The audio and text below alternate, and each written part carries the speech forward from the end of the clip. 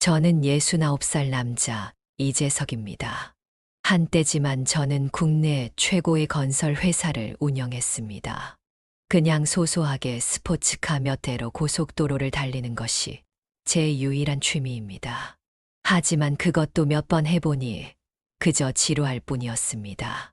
아무리 생각해도 혼자서는 뭔가 취미 생활을 이어나가기에는 역부족이었습니다.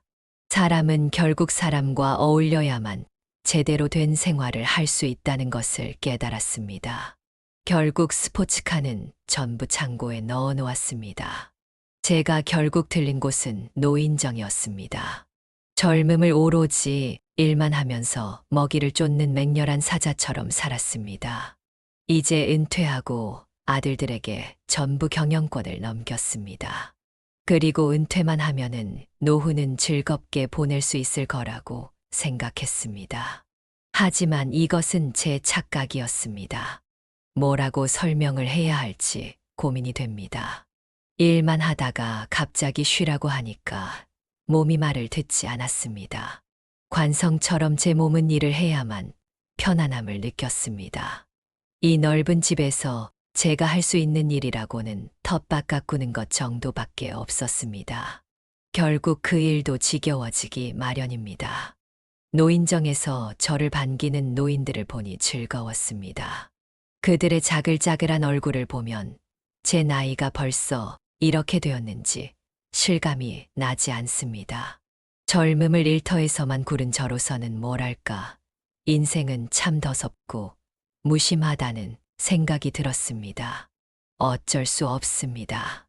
시간은 흐르고 이것은 절대 반할 수 없습니다. 새로운 생명이 태어나고 오래된 것들은 흙으로 돌아갈 뿐입니다.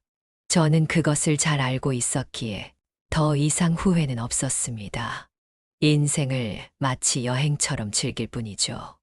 이것만이 후회 없이 사는 유일한 방법이란 것을 책에서 읽었습니다. 저는 노인정 친구들에게 건설회사 사장이라는 직함을 숨겼습니다. 혹여나 그들이 저를 알아보지 않을까 걱정은 했습니다. 저 역시 텔레비전에 자주 나왔고 신문에서도 대문짝하게 나왔던 날도 있었습니다. 제가 제 정체를 숨기는 이유는 따로 없었습니다. 그저 그들이 저를 부담스럽게 여길 수도 있었고 금전적인 요구를 할 수도 있었기 때문입니다. 귀찮은 일은 딱 질색이었습니다. 저는 자주 가는 카페에서 커피를 몇 개 사들고 노인정 문을 열었을 때 노인들은 저를 보자마자 반겼습니다. 커피를 보고 반긴 것인지 아니면 저를 보고 반긴 것인지는 잘 모르겠습니다. 한 가지 확실한 건 저보다 커피에게 시선이 가 있다는 점 정도였습니다.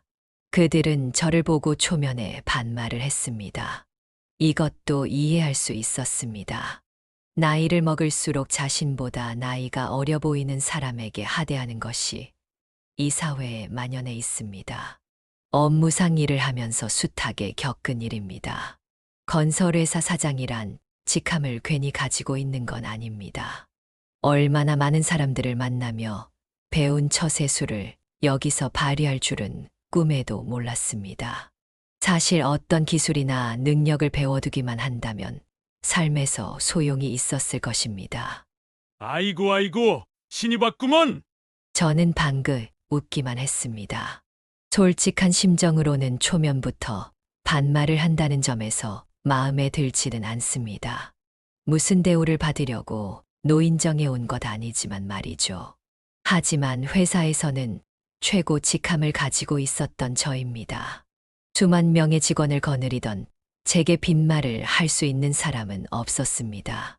하지만 이곳은 노인정입니다. 제게는 어떤 권한도 없었죠. 고작 이걸로 관행이라고 생각하진 않겠지? 다음엔 빵도 사오면 좋으려만. 저는 뭔가 잘못 들은 것일지 모르겠습니다. 관행이란 단어를 이럴 때 쓰는 게 맞습니까? 그럼 돈 없는 노인들은 노인정에 들어올 수 없다는 의미군요. 저는 그 노인에게 크게 호통치려다 말았습니다. 괜한 일로 크게 문제 삼기 싫었습니다. 물도 따뜻한 물 차가운 물이 나뉜다고 나이가 더 지긋한 사람에게 뭐라 한들 제 손해입니다. 알고 보니 제게 관행이라고 말한 이 노인이 이 노인정의 대장이었습니다. 이 구역은 내가 책임지고 있으니까 나한테 뭔가 물어보고 뭘 사올지 생각해. 저는 그 말을 듣고서 기가 차고 어처구니가 없었습니다. 그냥 넘어가는 것이 삶의 지혜라는 생각이 들어 어떤 말도 하지 않았습니다. 저기 어디냐? 부엌에 가서 설거지도 좀 하고 커피도 좀 타오고 말야. 막내야. 저는 참다 못해서 울화통이 터졌습니다. 당신이 이곳 대장인 건 잘 알겠습니다. 하지만 내가 내 돈을 쓰는 건 자유입니다. 모두를 위해서 가져온 것이고 당신 같은 사람에게 아부를 하려고 가져온 게 아니에요. 저는 알아먹게 설명을 했습니다. 하지만 그 대장 노인은 갑자기 어디론가 향하더니 지팡이를 들고 오는 것이 아니겠습니까? 왠지 모를 불안한 기운이 스멀스멀 올라왔습니다. 오겨 저 지팡이로 저를 가격한다는 불안한 상상이 들었습니다. 야, 막내. 너 뭐라고 했어? 너 나 이길 수 있어? 이길 수 있냐고. 어디 삐쩍거린 놈의 자식이 날 이길 수 있겠냐고. 주변 노인들은 저와 대장 노인들과 대치하는 모습을 숨죽여 지켜보고 있었습니다. 잃을 거 없는 사람이 가장 무서운 법. 저는 이 사실이 뇌리에 스쳐갔습니다. 그간 쌓아온 재산이고 뭐고 죽으면 아무것도 없습니다. 죽음이란 그런 것입니다. 돈을 가져갈 수 있나요? 아니면 집을 가져갈 수 있겠습니까? 죽음 그 자체만으로 흙으로 돌아갈 뿐입니다. 저는 결국 무릎을 꿇을 수밖에 없었습니다. 대장 노인은 만족스러운 미소를 지으면서 지팡이를 도로 내려놓았습니다. 어느 누구한테도 무릎을 꿇어본 적 없는 명예로운 회장이었는데 세상이 무너지는 기분이었습니다. 하지만 어쩔 수 없다는 것도 잘 알고 있었습니다. 저 지팡이에 맞는다고 상상하면 정말로 죽을 수 있겠구나 하는 불안한 마음이 있었기에 때문입니다. 자존심이 앞섰을 청춘 때라면 어떻게 한번 정말로 주먹다짐이라도 해보겠는데 그러기에는 너무 나이가 많았습니다. 사장이란 직책 따위가 어떻게 눈앞에 주먹을 피할 수 있겠습니까? 그 대장 노인은 코웃음 한 번 치면서 지팡이를 도로 내려놓았습니다. 저는 입술을 뜯으며 고개만 끄덕였습니다. 회사에서 저는 호랑이였습니다. 잘못된 일을 가지고 그냥 넘어가는 경우가 없었습니다. 제가 가장 싫어하는 말이 있었습니다. 시간이 없어서 못했습니다. 시간 핑계를 드는 말을 가장 싫어했습니다. 뿐만 아니라 신입이 들어오면 저와 만날 일이 있으면 가장 당부해야 하는 말 1순위 중 하나였습니다. 늦은 밤 집으로 돌아오는 길에 저는 헛웃음이 새어나왔습니다. 한 평생을 정상에서 내려다보는 사람이 저였는데 어느 순간에 설거지나 하는 인생으로 바뀌었단 사실을 깨닫기까지 오랜 시간이 걸렸습니다. 저는 다음 날, 그 다음 날에도 설거를 하고 커피와 빵을 대접해야만 했습니다. 설거지를 하면서도 하도 어이가 없어서 한참 웃기만 했습니다. 건설회사 1위를 달리는 사장이 은퇴하고 하는 일이 노인정 설거지라니 믿기지가 않습니다. 궁궐처럼 넓은 제 집에 도착하고 곧장방으로 향했습니다. 그곳에는 세계에서 몇 자루 없는 만년필 한 자루가 있었습니다. 특별한 계약서를 쓸 때만 사용하는 물건이었습니다. 회사인 수합병 계약서 같은 것 말이죠. 고장 노인들하고 대화 한번 나눠보겠다고 노인정에 들린 제가 어이가 없었습니다. 저는 종이를 한 장 꺼냈습니다. 노인정 부지 매입 계약서라고 써내려갔습니다. 이제 보여줄 때가 된 것 같습니다. 누가 대장인지를 말이죠. 저는 비서를 향해서 명령했습니다. 돈 얼마가 들어도 좋으니 그 부지와 건물을 매입하라고 말이죠. 그 건물을 제 명의로 만들기까지 일주일째 걸리지 않았습니다. 이렇게 쉬운 걸 왜 대화로 해결하려고 했는지 제 자신이 한심하게 느껴집니다. 저는 그날 커피를 사고 노인정으로 향했습니다. 특히 더 좋은 원두로 추출한 커피입니다. 제가 어째서 이것을 샀을까요? 물론입니다. 이게 이제 마지막 커피가 될 테니까요. 이곳은 한 달 뒤에 재개발됩니다. 이제 모두들 다음 주까지 비워주셔야 합니다. 노인들은 뭔 개풀 뜯어먹는 소리를 하는 건가 싶은 표정으로 저를 바라보았습니다. 그런 재수 없는 소리 하지 말라며 으름장까지 놓았습니다. 정말 재수 없는 소리일지 한번 두고 보자는 마음으로 저는 노인정 문을 박차고 나왔습니다. 정확히 한 달 뒤 노인정은 발칵 뒤집혔습니다. 대장 노인의 얼굴은 하얗게 질려버렸습니다.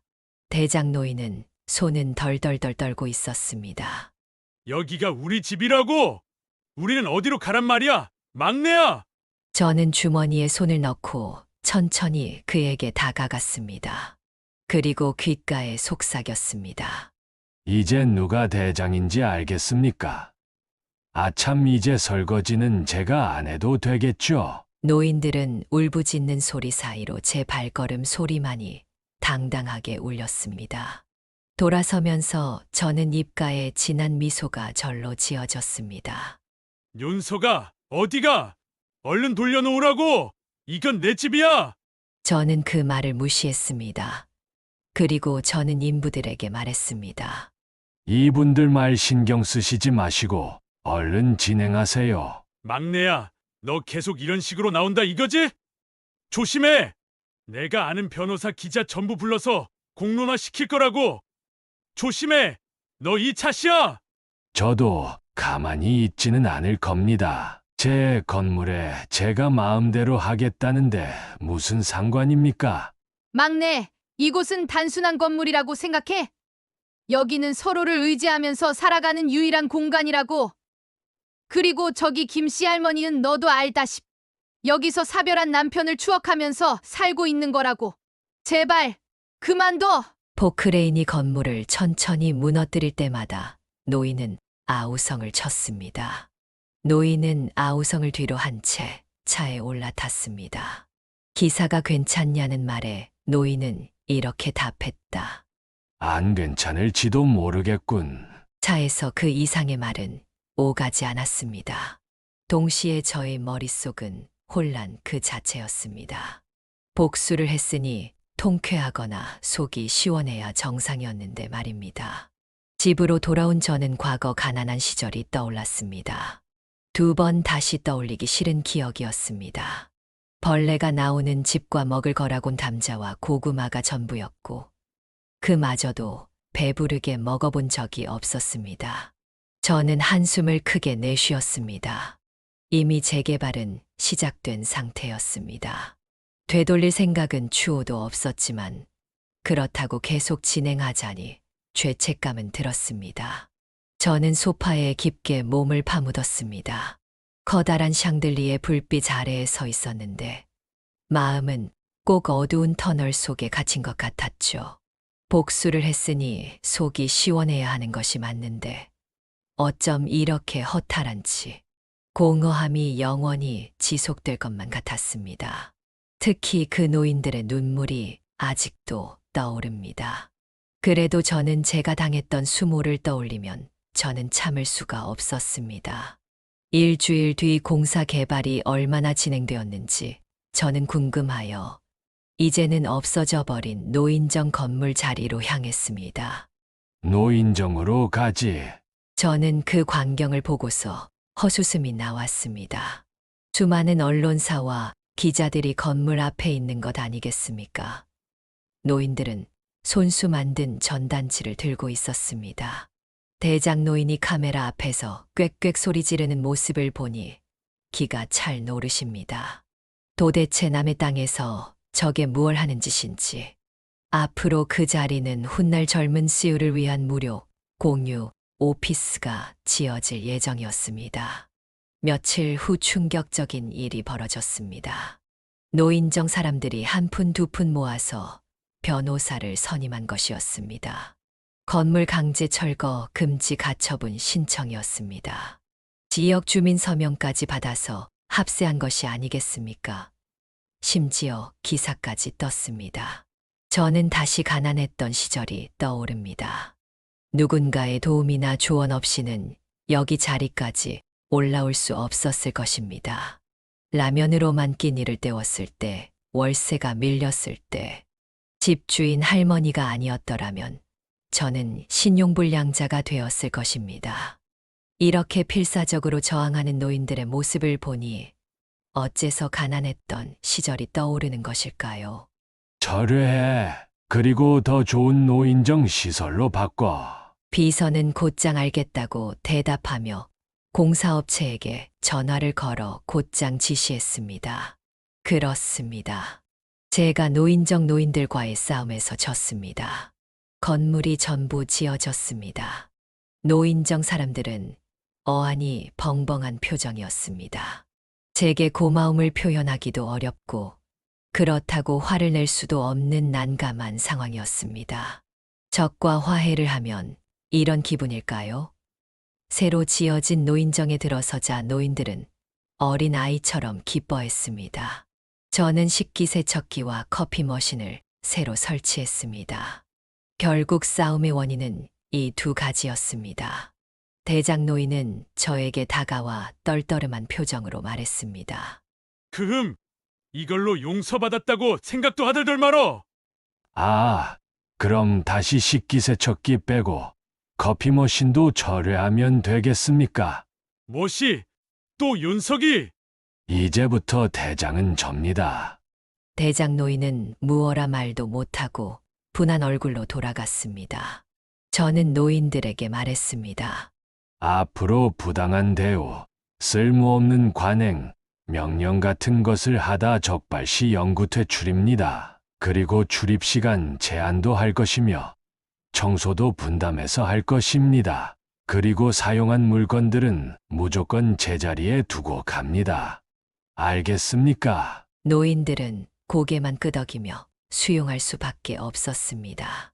왜냐하면 이 건물은 제 명이었으니까요.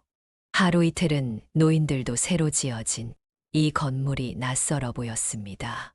행동도 굼뜨고 어디에 앉아야 할지 안절부절이었습니다. 한 달 정도가 흐르니 노인들은 익숙해져서 그 전 건물에서처럼 익숙하게 행동했습니다. 저는 내린 커피를 마시면서 노인정 창문을 바라보는 것이 낙이 되었습니다. 저는 집과 노인정을 오가면서 은퇴하고 새로운 직함을 가졌다는 기분이었습니다. 인생 2막에서 저는 다시 태어난 것 같았습니다. 1막은 최고의 건설회사에서 1인자의 자리에 있었습니다. 그리고 2막은 노인정에서 1인자의 자리였습니다. 저는 그리고 사회에 더 좋은 시설로 환원하기로 마음먹었습니다. 대장 노인은 한동안 저를 적대시했습니다. 충분히 이해할 수 있는 부분이었습니다. 하루아침에 직함을 내려놓은 것이나 다름없었기 때문입니다. 몇 개월 후 대장 노인은 점차 저에게 적대심을 풀고서 먼저 다가왔습니다. 대화도 먼저 걸기도 했습니다. 저는 이번 일을 통해서 삶의 의미를 발견한 기분이었습니다. 노후는 단순한 휴식이 아니라 관계와 공감을 통해 삶을 풍요롭게 만드는 시간이라는 큰 깨달음을 얻었습니다. 그리고 저는 노인들의 취미가 무엇인지 조사했습니다. 생각보다 다양했습니다.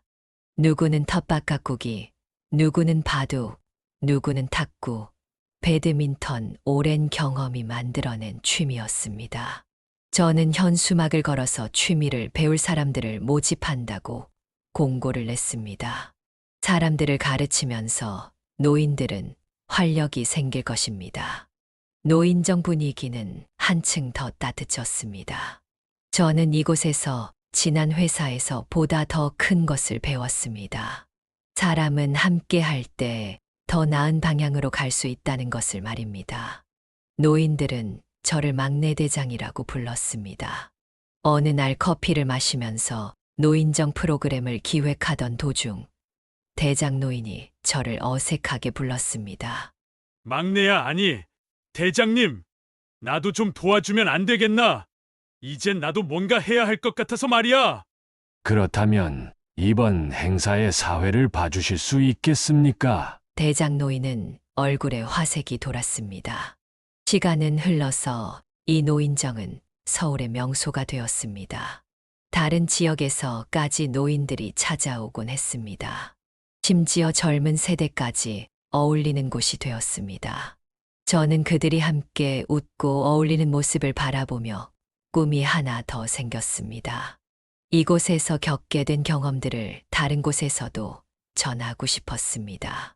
저는 더 많은 노인들에게 더욱 의미 있는 공간을 만들어주기로 결심했습니다.